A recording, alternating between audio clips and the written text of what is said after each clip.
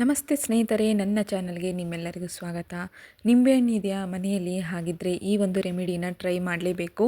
ಮನೆ ಮದ್ದು ಇದು ಒಂದು ತುಂಬ ಸಿಂಪಲ್ಲಾಗಿ ನೆಗಡಿ, ಕೆಮ್ಮು, ಕಫ ಎಲ್ಲವನ್ನು ಕೂಡ ನಿವಾರಣೆ ಮಾಡುವಂತಹ ಕೆಪಾಸಿಟಿ ಇರುವಂತಹ ಈ ನಿಂಬೆಹಣ್ಣನ್ನು ನೀವು ಮನೆಯಲ್ಲೇ ಮನೆ ಮದ್ದಾಗಿ ಟ್ರೈ ಮಾಡ್ಬೋದು. ಎಷ್ಟೋ ಸತಿ ನಾವು ಗಂಟ್ಲು ಕೆರೆತಾಗಿರ್ತಾ ಇರುತ್ತೆ, ಕೆಮ್ಮು ಜಾಸ್ತಿ ಆಗಿಬಿಟ್ಟಿರುತ್ತೆ, ಒಳಗಡೆ ಊಟ ನೀರು ಏನು ಕೂಡ ನುಂಗೋಕೆ ಆಗೋದಿಲ್ಲ, ಆ ರೀತಿ ಆಗಿಬಿಟ್ಟಿರುತ್ತೆ. ನೆಗಡಿಯಿಂದ ಅಂತೂ ಉಸಿರು ಇಟ್ಕೊಂಡು ಬಿಟ್ಟಿರುತ್ತೆ. ಹಾಗಿದ್ದಾಗ ನಾವು ಏನೇ ಮಾಡಿದರೂ ಕೂಡ ಹೋಗ್ತಾ ಇರಲ್ಲ. ಎಷ್ಟೋ ಸತಿ ಸಿರಪ್ಗಳನ್ನ ತೊಗೊತಾ ಇರ್ತೀವಿ, ಆ ಟೈಮಿಗಷ್ಟೇ ಕ್ಷಣ ಮಾತ್ರದಲ್ಲಷ್ಟೇ ಅದು ಕಮ್ಮಿ ಆಗುತ್ತೆ, ಆದರೆ ಕಂಪ್ಲೀಟಾಗಿ ನಿವಾರಣೆ ಆಗೋದಿಲ್ಲ. ಅಂಥ ಸಮಯದಲ್ಲಿ ಈಗ ನೋಡಿ ನಾನು ತೋರಿಸ್ಕೊಡ್ತಾ ಇದ್ದೀನಲ್ಲ, ಈ ರೀತಿ ನಿಂಬೆಹಣ್ಣನ್ನು ತೊಗೊಳ್ಳಿ. ಕೇವಲ ಒಂದು ನಿಂಬೆಹಣ್ಣಿದ್ರೆ ಸಾಕು, ತುಂಬ ಸುಲಭವಾಗಿ ಮಾಡ್ಬೋದು. ಇದು ಚಿಕ್ಕ ವಯಸ್ಸಿನಲ್ಲಿರುವಂತಹ ಮಕ್ಕಳಿಂದ ಹಿಡಿದು ವಯಸ್ಸಾಗಿರುವಂತಹ ಎಲ್ಲರಿಗೂ ಕೂಡ ಇದು ಸುಲಭವಾಗಿ ಮನೆ ಮದ್ದನ್ನು ಉಪಯೋಗಿಸ್ಬೋದು. ನೋಡಿ, ಫಸ್ಟು ನಾನಿಲ್ಲಿ ನಿಂಬೆಹಣ್ಣನ್ನು ತೊಗೊಂಡಿದ್ದೀನಿ. ನಿಂಬೆಹಣ್ಣನ್ನು ಅರ್ಧ ಭಾಗ ಕಟ್ ಮಾಡಿಕೊಂಡು ಸೈಡಿಗೆ ಇಟ್ಕೊಂಡಿದ್ದೀನಿ. ಅದರ ಒಳಗಡೆ ಇರುವಂಥ ಬೀಜ ಏನಿದೆ ಅದು ತೆಗಿಬೇಕು. ನೆಕ್ಸ್ಟ್ ಬಂದುಬಿಟ್ಟು ಕರಿಮೆಣಸನ್ನು ತೊಗೊಂಡಿದ್ದೀನಿ. ನೋಡಿ, ಈ ರೀತಿ ಕರಿಮೆಣಸಲ್ಲಿ ಏನಾದರೂ ಹೊಲಿಸಿದ್ರೆ ಅದನ್ನೆಲ್ಲ ತೆಗೆದಿಟ್ಕೊಂಡ್ಬಿಡಿ.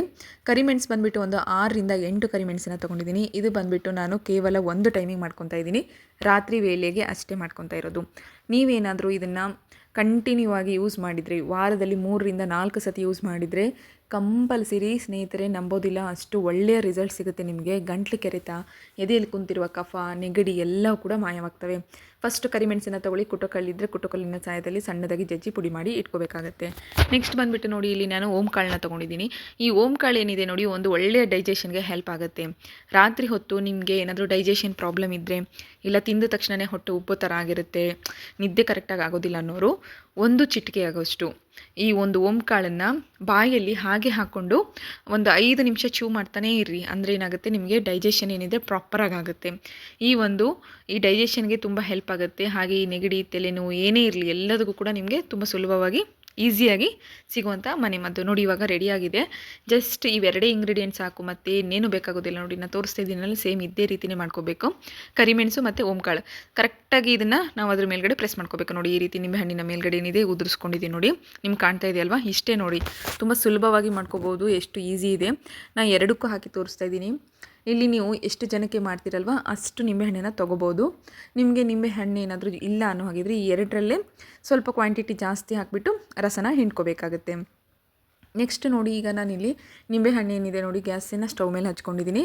ಈಗ ಇದನ್ನು ನಾನು ಸ್ವಲ್ಪ ಸ್ಲೋ ಮೋಷನಲ್ಲಿ, ಅಂದರೆ ಫ್ಲೇಮ್ನ ಸ್ಲೋ ಇಟ್ಕೊಂಡು ಆರಾಮ್ಸೆ ಇದನ್ನು ಬಿಸಿ ಮಾಡ್ಕೋಬೇಕಾಗುತ್ತೆ. ನಿಮಗೆ ಈ ರೀತಿ ತುಂಬ ಜನ ಕಮೆಂಟ್ ಹಾಕಿದರೆ ಹೋದ ವೀಡಿಯೋದಲ್ಲಿ ಕೂಡ, ಏನಪ್ಪ ಅಂತಂದರೆ ಸೀದಾ ಬರ್ನರ್ ಮೇಲೆ ಇಡಬಾರ್ದು ನಿಂಬೆ ಹಣ್ಣನ್ನು ಅಂತೇಳಿ. ಈ ರೀತಿ ನಿಮಗೆ ಇಡೋಕ್ಕೆ ಇಷ್ಟ ಇಲ್ಲ, ಅಥವಾ ಇದನ್ನು ನೀವು ಸ್ಕಿಪ್ ಮಾಡ್ಕೋಬೇಕಂದ್ರೆ, ನಿಮ್ಮ ಮನೇಲಿ ಏನಾದರೂ ಇಡ್ಲಿ ಇದ್ದರೆ, ಈ ಹಳ್ಳಿಗಳಲ್ಲೆಲ್ಲ ನೀವು ರೊಟ್ಟಿ ಮಾಡ್ತಾ ಇರ್ಬೇಕಾದ್ರೆ ಎಲ್ಲ ಕೆಂಡ ಎಲ್ಲ ಇರುತ್ತಲ್ವ, ಆ ರೀತಿ ಏನಾದರೂ ಇಡ್ಲಿ ಇದ್ದರೆ ನೀವು ಅದ್ರ ಮೇಲೆ ಇಟ್ಕೊಂಡು ಇದನ್ನು ಬಿಸಿ ಮಾಡ್ಕೋಬೋದು. ಇಲ್ಲ ಅನ್ನೋರು ಮನೆಯಲ್ಲಿ ಹಣತೆ ಇರುತ್ತಲ್ವ, ಆ ಹಣತೆಯಲ್ಲಿ ಏನು ಕೂಡ ನೀವು ಇದನ್ನು ಇಟ್ಟು ಬಿಸಿ ಮಾಡ್ಕೋಬೋದು. ಮಣ್ಣಿನ ಗಡಿಗೆ ಇದ್ದರೆ ಮಣ್ಣಿನ ಗಡಿಗೆಯಲ್ಲಿ ಕೂಡ ಇಟ್ಕೊಂಡು ಬಿಸಿ ಮಾಡ್ಕೋಬೋದು. ಇದು ಕೂಡ ಸುಲಭವಾಗಿ ಮಾಡ್ಕೋಬೋದು. ಈ ಸ್ಟೇನ್ಲೆಸ್ ಸ್ಟೀಲ್ ಇದ್ದರೂ ಕೂಡ ಯೂಸ್ ಮಾಡಿ, ಆದರೆ ನೀವು ಜರ್ಮನ್ ಆಗಿರ್ಬೋದು ಅಥವಾ ನಾನ್ ಸ್ಟಿಕ್ ಕುಕ್ವೇರ್ ಆಗಿರ್ಬೋದು, ಅವನ್ನೆಲ್ಲ ಯೂಸ್ ಮಾಡೋಕ್ಕೆ ಹೋಗಬೇಡಿ. ನೆಕ್ಸ್ಟ್ ನೋಡಿ, ಇವಾಗ ಇವೆರಡನ್ನೂ ಚೆನ್ನಾಗಿ ಸುಟ್ಕೊಂಡಿದ್ದೀನಿ. ಕಲರ್ ಏನಿದೆ ಮೇಲ್ಗಡೆದು ಚೇಂಜ್ ಆಗಬೇಕು, ಅಲ್ಲಿವರೆಗೆ ಇದನ್ನು ಸುಟ್ಕೋಬೇಕಾಗತ್ತೆ. ಅದಾದಮೇಲೆ ನೋಡಿ, ಇಲ್ಲಿ ನಿಮ್ಗೆ ತೋರಿಸ್ಕೊಡ್ತಾ ಇದ್ದೀನಲ್ಲ, ಈ ರೀತಿ 1 ಸ್ಪೂನ್ ಆಗುವಷ್ಟು ನಾವಿಲ್ಲಿ ಹಣ್ಣಿನ ತೊಗೋಬೇಕಾಗತ್ತೆ, ಜೇನುತುಪ್ಪನ ತೊಗೋಬೇಕಾಗತ್ತೆ. ಅದ್ರ ಮೇಲ್ಗಡೆ ಈ ರಸನ ಹಾಕ್ಕೋಬೇಕಾಗತ್ತೆ. ನೋಡಿ, ಕ್ವಾಂಟಿಟಿ ನೋಡಿ ಎಷ್ಟು ಕಮ್ಮಿ ಇದೆ. ಇಷ್ಟೇ ನೋಡಿ ಸ್ನೇಹಿತರೆ, ತುಂಬ ಸುಲಭವಾಗಿ ಮಾಡ್ಕೋಬೋದು. ಇದನ್ನು ನೀವು ಡೈಲಿ 1 ಟೈಮ್ ಕುಡಿದ್ರೆ ಸಾಕು. ರಾತ್ರಿ 1 ಟೈಮ್ ಕುಡಿದ್ರೆ ನಿಮ್ಮ ಎದೆಯಲ್ಲಿರುವಂಥ ಕಫ ಮತ್ತು ಗಂಟ್ಲು ಕೆರೆತ, ಈ ಡೈಜೆಷನ್ ಪ್ರಾಬ್ಲಮ್ ಎಲ್ಲವೂ ಕೂಡ ಮಾಯವಾಗುತ್ತೆ. ನೋಡಿ ಸ್ನೇಹಿತರೆ, ಈ ವಿಡಿಯೋ ನಿಮಗೆ ಇಷ್ಟ ಆಗಿದೆ ಅಂತ ಅಂದ್ಕೊಂಡಿದ್ದೀನಿ.